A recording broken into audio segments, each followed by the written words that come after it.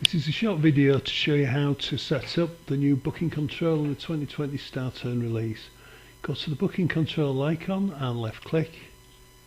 When you initially get it, you will see you've got all these columns.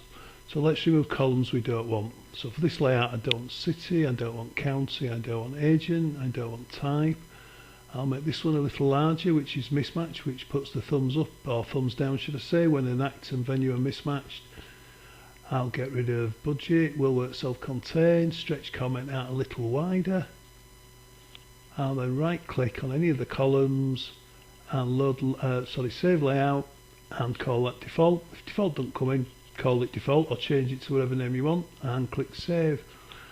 Now I want another layout, so I right click on any of the columns and go to columns again, and this time I want city, I want county, and then I'll get rid of miscellaneous. I'll leave mismatch in, but I'd like it here, so I'll move mismatch to here.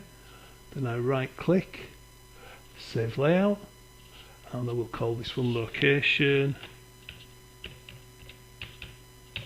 and then save.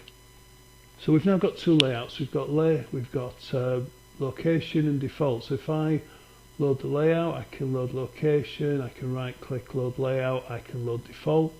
So I can swap between the layouts. Another little feature here is if I select a day that's a bank holiday and the bank holidays have been imported into StarTurn, it will put up the fact that 25th of the 12th, 19th is Christmas Day. If I want to check out the bank holidays, I can click on this folder here. That shows all the bank holidays I've got into StarTurn.